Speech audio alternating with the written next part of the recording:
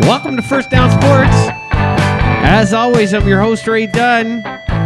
Sitting with me at the table tonight, starting at the far end of the table, is my brother, Chris. How's it going, eh? Hey, don't. Jeez. Also sitting here beside me There's going to be a fight. is Andy Jardine. Hey. Hi, Andy. Okay. Hey, Nick. Hey. And at the back of the table, and I wish that table was about 50 feet deeper, is my brother, Nick. Nick Dunn. Hey, Then guys. Tyrod couldn't hit him with a pass. Oh. We'll get there. We'll get there. Before we get there, let's talk about our sponsors real quick. And I'm going to shake things up a little bit.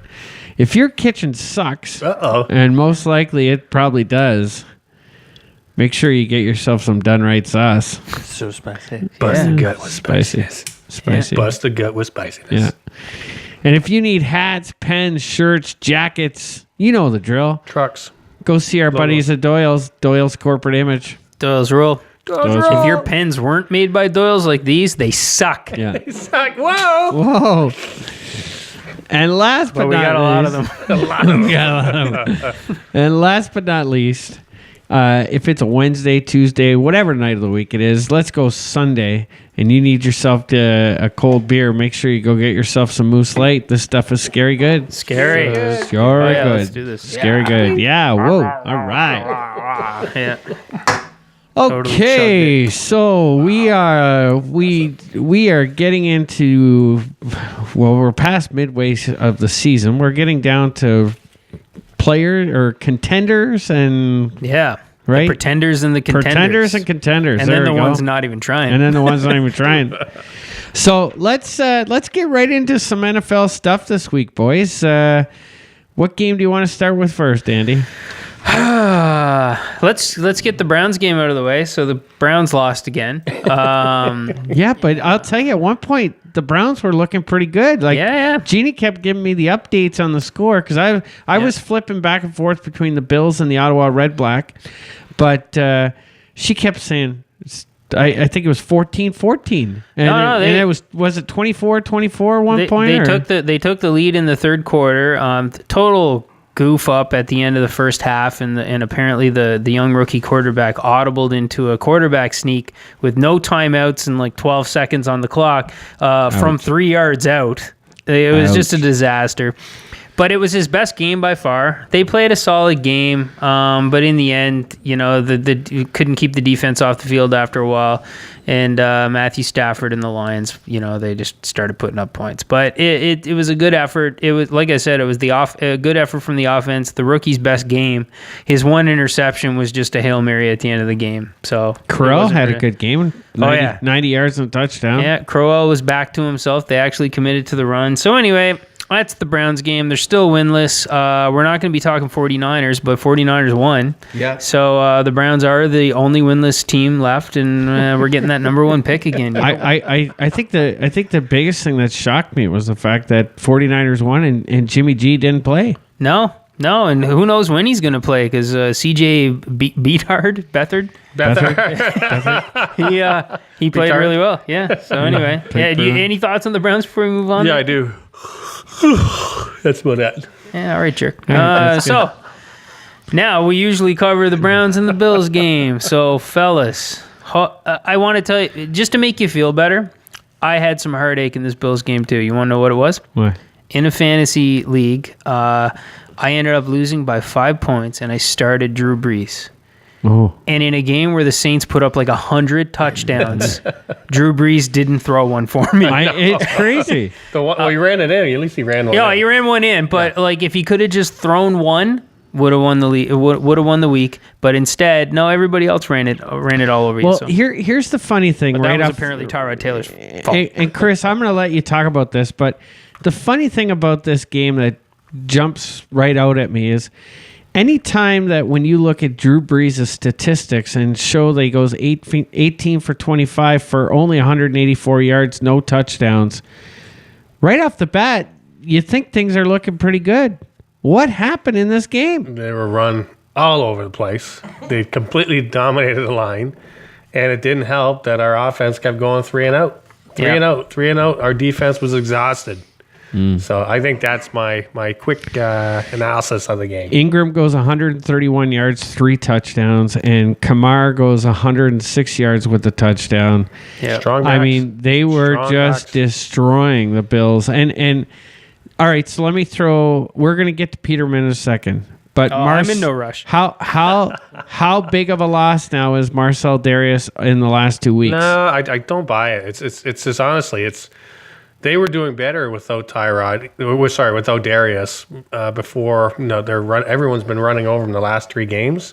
But I think the teams have figured out Tyrod. They figured out how to contain him, and that's it. The result is 3 and outs, and your defense can't be left hung out to dry. Get out there again. Bad field position.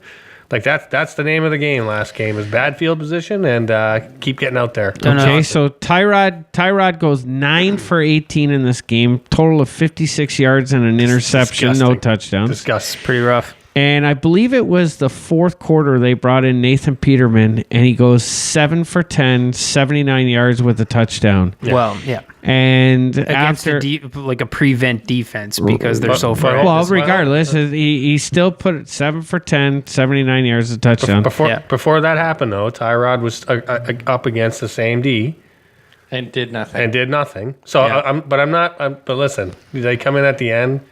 It's still exactly what you're saying. I get your point. I just want to, It's at the end. And we'll talk Peterman in a second.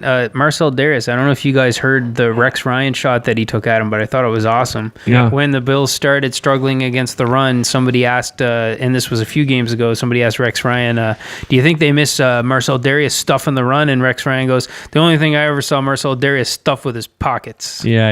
Yeah, I saw that. And that's good old Rex. Good old Rex. Yeah. Yeah, he's got some insight. So, Solid, yeah. all right, so at the end of this game, all right, there's not much to talk about the game. The Bills got destroyed.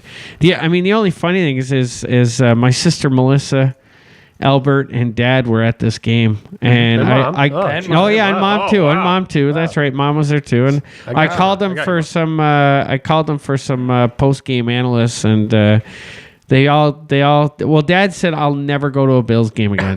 I'll never Always go to a the Bills extreme, game. I know. always He's like 100%. He always sets himself up for negative.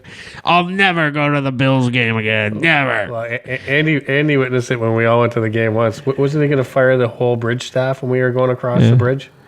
I heard this story, but that was the year. Oh, yeah, that's I right, went. you I weren't went the there. year before. Yeah, but I did hear this story, and apparently you guys had a tough time getting back here. And he was. That's it. Someone's losing a He was job. knocking the border down. Yeah. Oh yeah. So, anyways, in the post game show or in the interview, Sean McDermott said that Tyrod Taylor was his guy. There would be no switch made at quarterback. That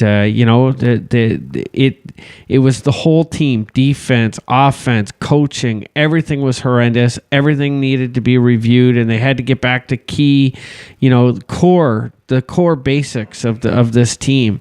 Yep. And then today, after Wednesday practice, Breaking news, Sean McDermott says that Nathan Peterman will be the starting quarterback against the LA Chargers Shocker. on this week coming up. And it's a shocker. All right. Now, before we get into this, I just want you to know that in the offseason, when Peterman was drafted, he came in with some high marks and the fact that he had knocked off Clemson in his senior year.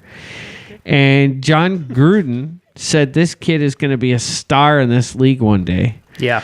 So before we give our opinions, Andy, why don't you give us your opinion on this whole going to Nathan Peterman? As a professional, a Browns fan, going through as many quarterbacks as have you gone through, you should have a lot of insight on. So am I giving the opinion on the John Gruden thing now? or am I? Yeah. Give us your opinion as So as John Gruden. this You're isn't doing going a to good go. John Gruden. Listen, guys. Come on. John Gruden loves every quarterback he's ever talked to. Yeah, but how's he So talk the to fact, them? so the How's he fact talk that to them? he liked Nathan Peterman. Come on. Come on, give us your John Gruden. I'll tell you what, man. All right. If I need to find the ultimate quarterback situation, I go back to 2013 Buffalo Bills, man. I'll tell you, they had the trifecta. They had E.J. Manuel. They had Thad Lewis, and then at number 3 they had Jeff Toole. And let me tell you something, man. If third string quarterback is the job, Jeff is the tool for the job, all right? I tell you, man. Is that more Nice. Tony Montana? Nice Yeah, job. I think so. Nice job. That was pretty good. Anyway. That was pretty good. All right. Now give I us- just steal what- Frank Caliendo's impression, and I do it really poorly. That was good. That was good. No, All right. I don't like the move. I like Nathan Peterman, but I don't like the move. I think I read an article where the guy, I agreed with his opening title anyways. I think it's the right move at the wrong time. Okay. And I'm always telling you guys, I call them the Buffalo Browns. It's like, man, Buffalo Bills are just the Cleveland Browns, but 2 years behind. They're making all the same moves. They're getting all the same results. This reminds me of when we were 7-5 and we benched Brian Hoyer after 2 bad games for Johnny Manziel. I think it's a knee-jerk reaction. You guys, especially in a weak AFC this year, you're in the playoffs right now. You're the 6th seed in the AFC. And you have a quarterback that you've had for 3 years now, or at least 2.5 years, who's shown that he can do. Are you paying any attention to what I'm saying? I am. He's I don't know what shown he's doing down there. he's shown that he can play. He's shown that he can get the job done, and he's shown that he's a little bit up and down. But this was your coach's guy, and he said it. You're in this to turn the ball over to a 5th round rookie right now. I don't care how he looked in preseason, and I don't care how he looked in garbage time. To turn this over to a rookie, a 5th round rookie right now, I think is way too soon. At 5-4, I think you're like the risk is too high. Let me finish, and then you guys can talk. You guys can say everything you want to say. Let me talk. If this doesn't go well, and the chances of it not going well are high, I'm sorry, it's a 5th round rookie. Disastrous. Your season's over. Your coach has lost the locker room, and you cannot go back to Tyrod Taylor and expect anything from him at that point. If it does work, which for you guys, I hope it does, genius. Probably the greatest quarterback move of all time. If you guys still make the playoffs with Nathan Peterman right now. But anyway, as a Browns fan, I can tell you that the most popular quarterback in town when you don't have an elite quarterback is the quarterback that's not playing. And you're very excited to see Nathan Peterman get a shot at starting. And I'm telling you, if he throws 3 picks in the first half, you guys are going to remember that, oh man, Tyrod Taylor led us to 5-4. And even though it was really bad, it wasn't this bad. Man, maybe Tyrod should play again. I feel like you guys could have waited 2 games. Sure. Let Tyrod have a shot to get out of the funk. Like, threaten him. Say, look, man, we're about to go to the rookie if you don't get things going here. We're in the playoffs. You're the guy for the job. Go show us that you can turn this around. Coach him up. Whatever happened to coach him up.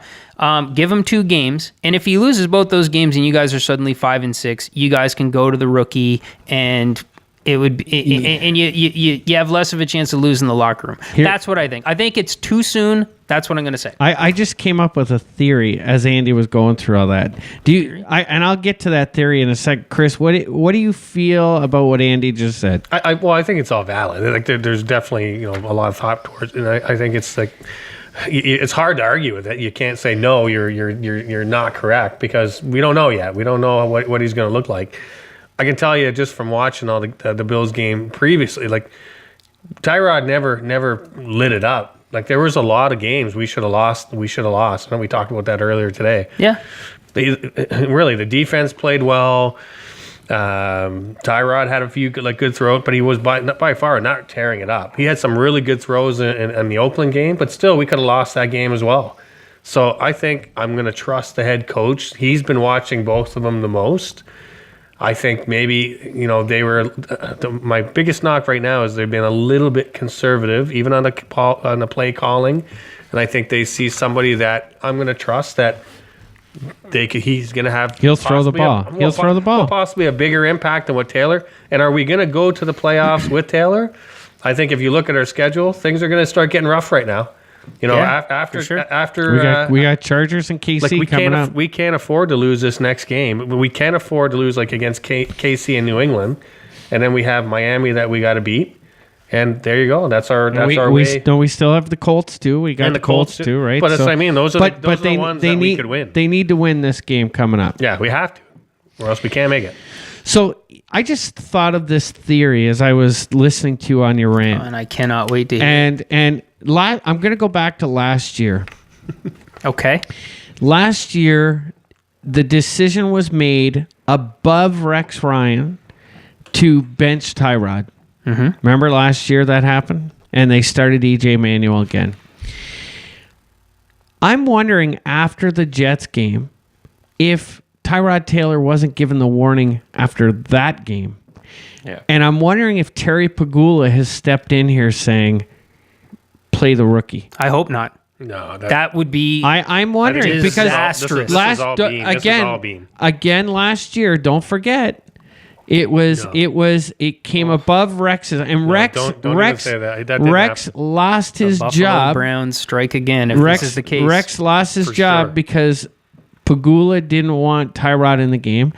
Sean McDermott saved Tyrod's job with the Bills because he thought he had a better chance of winning with him than anybody else. And it just seems funny to me that the Bills get blown out in 2 games and now we're making a switch. I'm starting to wonder if Terry Pagula may have his nose in this. Can you tell us how you feel if that is the case? Like, does that not scare you to death? Like, an owner who knows nothing about football, influencing what happens on the field. If this is the case, this is the Browns. This is worse than the Browns. It would be worse It's than a the Browns. disaster. So please, let's hope that is not That's the just case. a theory. I as you were talking, and listen, the biggest knock on Tyrod is this. Or let me tell you his biggest benefit. This guy doesn't throw interceptions. Yeah. He protects the ball. He's very good at protecting the ball. But the reason why he's so good at protecting the ball is he doesn't put it downfield.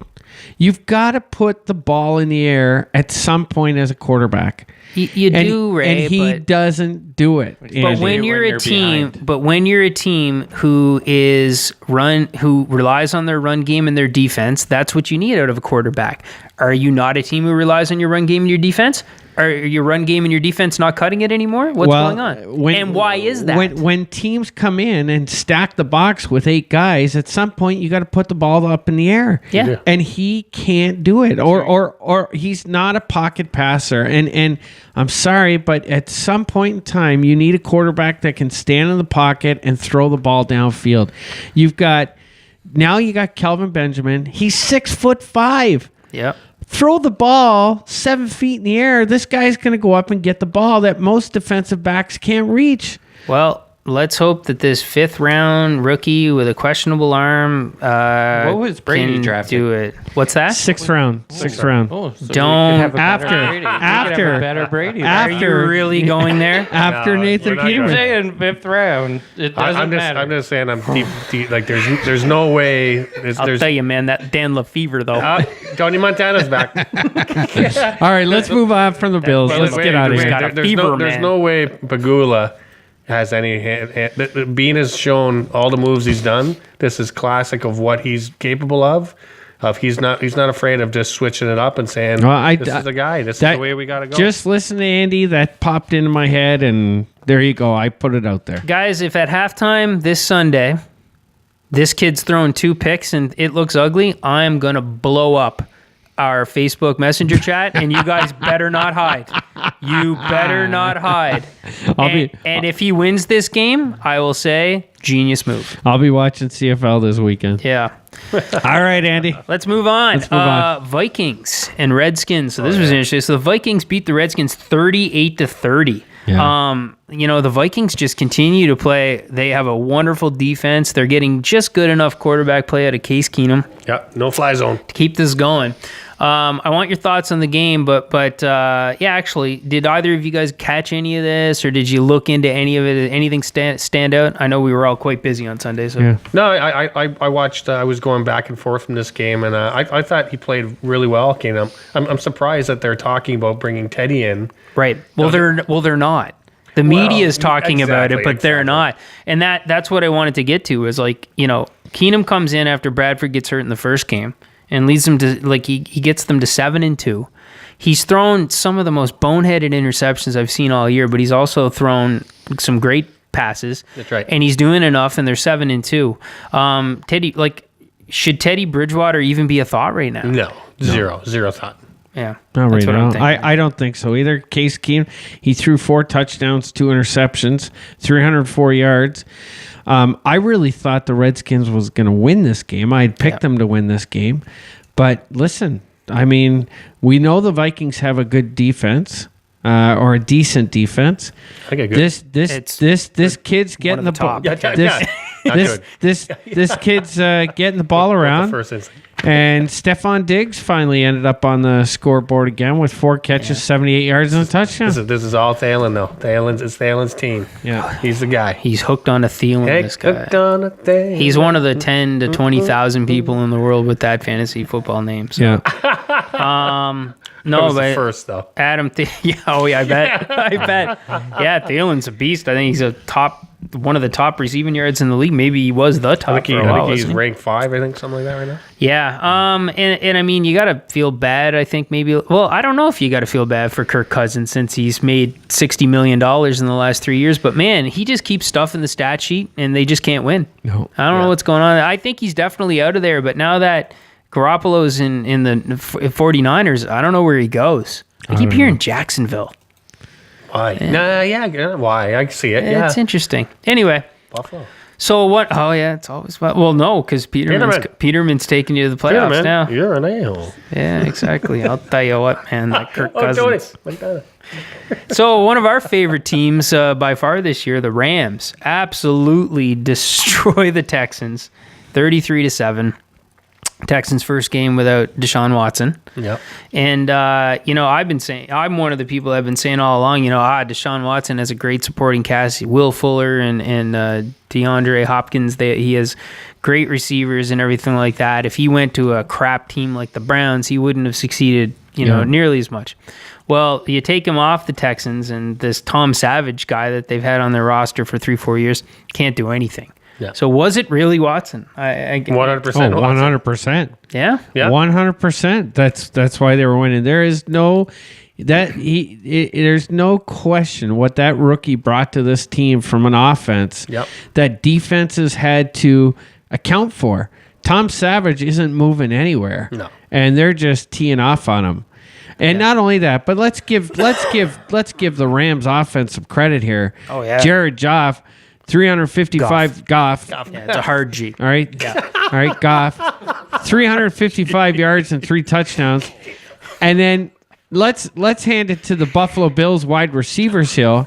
Robert Woods goes for 171 yards, 2 touchdowns. Where was that production in Buffalo? Robert Woods is going to the Pro Bowl, I think. And Sammy Watkins. I'm not kidding. That's a silent W. Sammy just like your name, Watkins Woods. gets 2 catches, 41 yards, and touchdowns. So the Bills receivers had 3 touchdowns in this game. Why? Because they got a quarterback that will put the ball downfield. Yeah. Exactly. Isn't that how you pronounce it, though? Isn't the W silent like your name? Woods? Is it Woods? Woods. Sorry. Do we have a sounder for falling flat on face? Yeah. Is that it? Woods? No, seriously though, Woods is a beast. Like, you know what? I kind of knocked at him of like he's not a number one when he got traded to the Rams and the money that he took. It's like what a bad contract. And you've been right, Andy. Yeah. You've been nailing it, saying no, that was a good contract. No, it was a great contract, and they can get out of it so easily. Like they got him. He'll probably hold out next training camp wanting more because it really wasn't a good contract for a him. starting receiver. Yeah. So what did they do with Watkins at the end of this year? we'll see. Did Well, they re-sign They or said where does they he wanted go? to extend him, but I'm Yeah, not sure. they won't talk any contracts to the end of the season. They've that's got for sure. they've got a lot of money tied up in a lot of people. I don't think they can keep him. I feel a little bit bad for some of the Texans. I hate their head coach. He's an idiot. And with the Browns having their first round pick, these losses are nice. If the draft was today, they'd be picking first and eighth, Really? and they'll screw that up. But anyway, it's good to hope. Yeah. All right, next game, Falcons. Falcons finally find some offense and Wow. embarrass the Cowboys. Wow. 27-7. Let me ask you guys something. Do you even know who Adrian Claiborne is? Have you ever heard of him? I've heard of Claiborne. If I said, hey, Chris, if we were just not even talking football, and I said, oh, man, Adrian Claiborne, what team does he play for? Be honest. He's a He's a defense. cornerback. He plays. He's defense for the Falcons. Yeah. Yeah. Because I he know had who he is. 6 sacks in this game. Yeah, absolutely. He's a Oh, he's, yeah, he's the a next. defensive end. He's the next. yeah. He's the next JJ Watt here. He's super fast. That kid. He's got good. lots of speed. It's a good player. I don't think anybody was going to predict give the over under of 6 sacks on this guy. Yeah, Let's just yeah. put it that way. Well, nobody did. I don't care who you are. Nobody thought Falcons were going to beat the Cowboys. No, not at all. Nobody did. No. So with the Zeke, we just saw breaking news. Even though we knew that Zeke's suspension was upheld, we just saw breaking news that he's decided to not appeal anymore. He's realized he's lost. He's going to have to sit out the next 6 games. How much trouble are the Cowboys in? Because I think clearly this distraction is getting to them. Well, it's trouble because now you got cornerbacks sitting right on top of your receivers. They're not going to get any space whatsoever. Plus, you're going to have another man in the box because they're going to be able to blitz almost every play now because you don't have to worry about a running back. I'm sorry, but McFadden and Morris are not guys I'm scared of as a defense. Okay, Yeah. they're good quality guys to come in when Zeke needs a rest, but Zach or Anthony Morris or whatever, I am not. Alfred Morris. I am not worried if Alfred Morris is the number 1 running back. Like I have no fear in him. Well, I hear what you're saying. And I think the biggest thing that I'm seeing from the Cowboys is that offensive line doesn't seem as dominant as it once did. Right. I think that's the reason why previously, Ray, people would say, "Oh, Alfred Morris, McFadden, doesn't matter who it is," because that offensive line opens up they play so elite that anybody could run, right? Yeah. But that's clearly not happening now. So I don't know. I think they're definitely in big trouble. I think that this distraction that has been the whole Zeke thing really is starting to get to them. So we'll see. They bounced back the last time they got beat on. Yeah. So I do expect a bounce back from this in the next game. I don't think I'd be completely shocked if they still make the playoffs, but I think it's going to be tough. I think it's going to be tough. Last game I wanted to talk about, Patriots stomped the Broncos 41-16. I don't even think I really care to talk about the Patriots side of this. You guys can if you want. I mean, it's the Patriots being the Patriots. Well, there's no surprise. Like, there's no quarterback in Denver. Yeah. I've got a. But what's going on with that defense? That defense wouldn't give up 41 points to anybody. I don't care. Well, it's again, you can almost compare it a little bit to the Buffalo game of like, Yeah, if you can't stay off the field. you can't stay off the field, you're going to get beat up. So John Elway, has been praised as a genius for years now, especially after he got them to a Super Bowl, which, by the way, he just happened to pick up one of the greatest quarterbacks of all time off who's been released, right? Yeah. So any moron can fall face first into that. But if you look at all of his moves since then, he drafted Von Miller. Like, that was a bit of a no-brainer. But, I mean, if you look at the rest of his drafts, if you look at the quarterbacks he's picked, he tried to pay Brock Osweiler tons of money and couldn't. Yep. He has him back now. The Paxton Lynch first-round pick is looking bust because that kid can't even get on the field healthy. Yeah. Man, John Elway, I think John Elway might be a little overrated. Oh, yeah, and we got Chad Kelly. He drafted Chad Kelly. Man, if the Broncos went to Chad Kelly right now, that'd be even worse than the Nathan Peterman thing. Imagine that. Hey, let's see what the kid can do. Yeah, Jim Kelly blood. Yeah. No, I think I think John Elway is extremely overrated as a GM.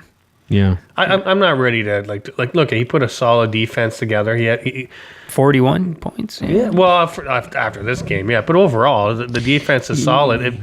I'd say let's give him this next year to respond to it. Yeah. Because really, overall, I think that there was some signs that there was going to be some life with the starting quarterback that they had in the beginning of the year. But the kid just doesn't have longevity. Like the NFL will figure you out. And if you have weaknesses, they're going to figure you out. And I think that's what happened with Buffalo. It happened a little sooner with Denver, and it happened with Buffalo a little later on. Yeah. These gimmick play, the players that can't. But Trevor Siemian, you're right. He started out hot, and they figured him out. But I'm talking Paxton Lynch. Like, he was their first-round pick. He didn't even look good in preseason. But you know what? I think you're going to be hard on a lot of GMs. You look at a lot of GMs, like the people that they picked as a quarterback, there's a lot of whiffs on QBs. Right. So I'm not going to hang him on that. No. Well, I am, just because people have been putting him up on a pedestal for 3-4 years as an absolute genius, and he's like what you compare any former player that wants to be a GM to, and I just think it's a little overblown. What do you think? You know what, the funniest thing for me is when I look through these statistics is New England. Mike Gillislee, he doesn't even get on the field anymore. But that's typical New England, though. Yeah. There's not one New particular player every bat. week. It's Yeah. not- look at that one. Well, Gray now got 200 yards. now See, that buddy? now that Lewis is back playing the way he's playing, they're paying Gillislee good money too. He's making around $5 million a year, isn't he? Yeah, I think it's all It's somewhere guaranteed up this there. year. Yeah, they so- signed him away. Yeah. Anyways, that's all I Anyway, got. well, that's the NFL games. There were a couple topics I wanted to talk about in the NFL. I don't know if you guys were up on top of this stuff, but Jerry Jones. So Jerry Jones is threatening to sue the NFL. It's not going anywhere. He's decided that Roger Goodell should not have his contract extension that they've already agreed to. Yeah. And wants him to take a non-guaranteed contract. And the rest of the owners are like, what is going on? And Jerry's ready to take on all the owners. Tell me something. Do you think this is just Jerry kind of Flexing his muscle. He's a little sooky about the Ezekiel Elliott suspension and decided to show his strength? Yeah, he is, and right now he's got a. Back when it was Tom Brady going through this, Jerry Jones had no problem with it. No, he's fine. But now it's his player, and he's got a problem. So what he's trying to do is he's trying to, rally up the troops, and he's got Robert Kraft in his back pocket now because they've got something in common, and they're going around the league trying to put the owners together, but they'll but never. all the owners are going against him. Yeah, I know, but Yeah, he's still trying to rally up certain owners to back him through this. Yeah. And he will never be able to get the support to take on the rest of the owners in the NFL. This right now is a big story because of Zeke. I think as Zeke gets 3 games into his suspension, I think this will kind of fade away. Yeah. I think you're talking about the highest egos that you can possibly have as an NFL owner, and you're threatening all the other owners that you're going to be sued. There must be an angle. Obviously, there's some type of angle that he has to go on, but I'm certain that none of these owners are quaking in their boots. No, they got a lot Jerry of money, Jones big just pockets. thinks It's going nowhere. All right. Big mouth. And the other thing I wanted your opinion on, and I don't even know that there is a right or wrong answer to this, but I saw an article today about the top head coaches in the league who serve as their own offensive or defensive coordinator and how they manage to make that work. Because some guys who do it make it work, and some guys who do it fall on their face. The Saints, the Eagles, the Chiefs, the Rams, the Packers, the Redskins, the Bucks, the Texans, the Dolphins, the Cardinals, the Browns, and the 49ers all have head coaches who serve as their own offensive coordinators. I don't know that there's a team right now that has a head coach that serves as their own defensive coordinator. I know Mike Pettin did when he was with the Browns, but I don't know that there's another one. I've never heard of it. Rex, did Rex when he was with you guys? No. No? Okay. They look a lot. So what's your thoughts on that? Like, do you think, and again, like we have some guys that we can show are successful, and we have some guys that like a Hugh Jackson who, I don't know. He's I think, can I take this one? I think No. I think the biggest thing with being a head coach that calls his own plays, you need to have that buffer for somebody that is going to take the emotion out of decisions. And sometimes as a head coach, the whole 4th and 1, okay? Yeah. Some emotional head coaches are going to go with the emotion of the game, and they're going to call in the play. I'll give you an example. Working the sidelines, I hear a lot of these conversations between offensive and defensive coordinators and where the head coach comes in. And the head coach has got the headset on, and we had a play yesterday where a call is made, and the head coach goes, whoa, what's the call? And then then the conversation happens, and then they decide what play is going to be. I think you really need to have a buffer zone, somebody there to take the emotion out of the game and make a, and in this example yesterday, you may remember watching the Loney Bowl. Acadia had the ball, and it was third and 1.5, 2 yards. Yep. And the offense was standing out like they were going to go for it. And there was a late Timeout. change for the punt team to come out. Yeah. And that was the head coach overruling, saying we're going to punt this ball. Yeah. And so I think it's important to have that that buffer there. That's my thoughts. I personally wish that the Browns did not have a head coach that was serving as his own coordinator. And maybe I'm just biased because it's been 3 failed attempts at that in a row. Yeah. But I don't like it. Well, I look at, I guess the standard, and I hate him, but Belichick, like that, he's got an offensive coordinator and a defensive coordinator, and they have full reign, it seems Everybody does their job. Yeah,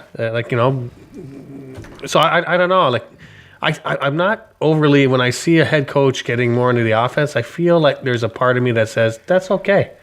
But if I saw a head coach trying to be a defensive coordinator, I don't know. Maybe I'm just thinking like you couldn't find someone else to take over. Like there's so many things going on in the game.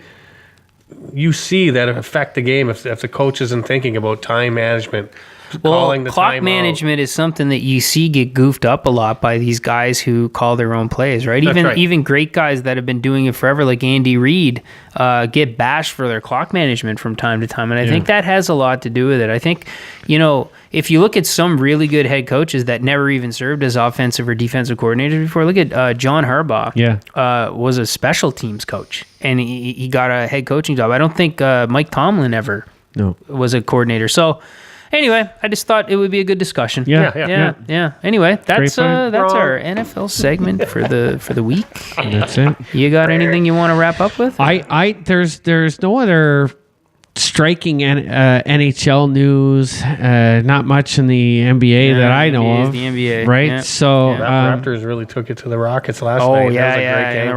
And the Rockets are a good team, and the Raptors they put up big points. So did they? They came back, and I was getting a little worried. I'm like, oh boy, they're coming back. Yeah, and the Cavs have started out so poorly. They're not playing defense whatsoever, and as usual, the Cleveland fans are going, "Oh my gosh, this is the end!" Like it happens every year. They overreact, and then it doesn't even matter if the Cavs win 45 games or 60 games. They're going to the playoffs and going all the way to the finals. Like it doesn't matter. But anyways, there was a little drama though with the Cavs with the King.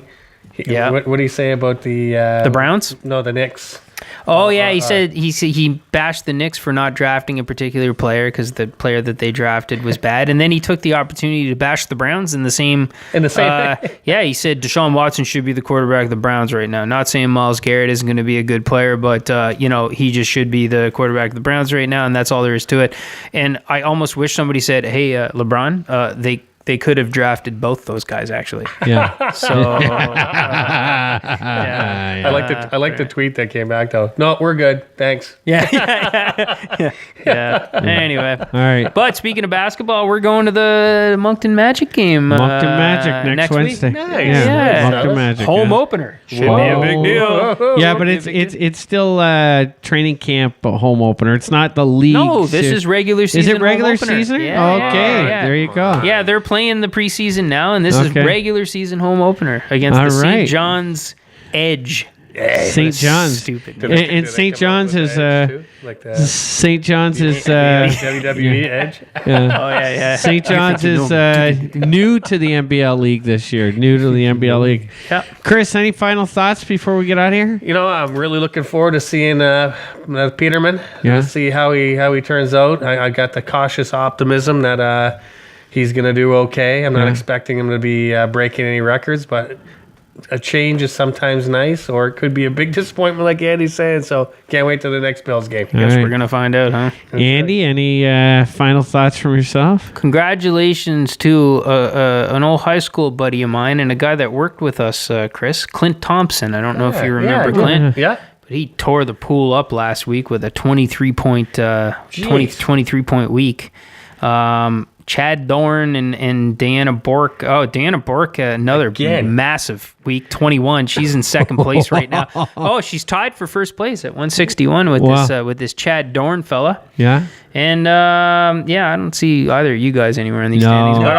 But I'm sitting here at fifth. So anyway, congrats, and I look forward to the weekend. And guys, as much as I think it's a terrible idea, and I don't want to be right on this. I want on Sunday Nathan Peterman to come out, have a nice game. You guys get the win.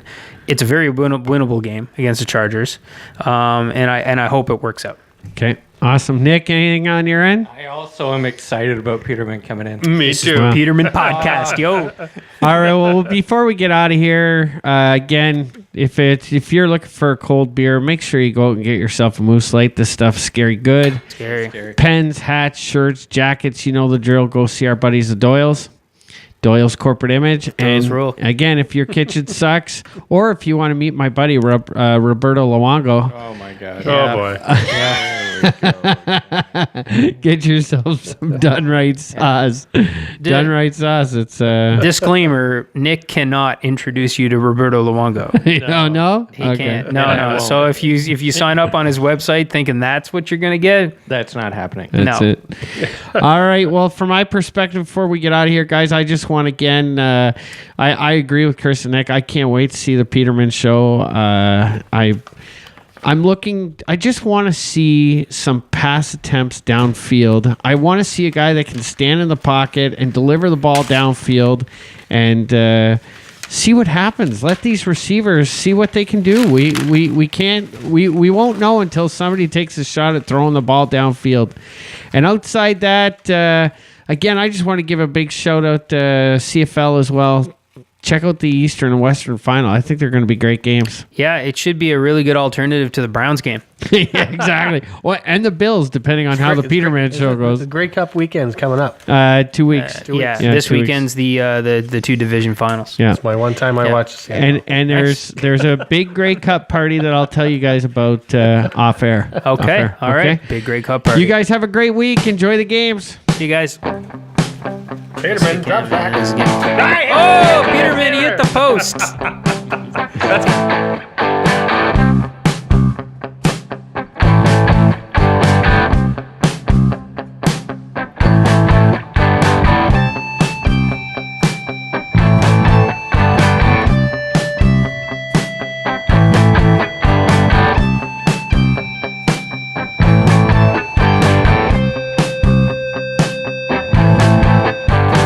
She's all lit up, hair and makeup. She's out every night. She's drinking pesticide.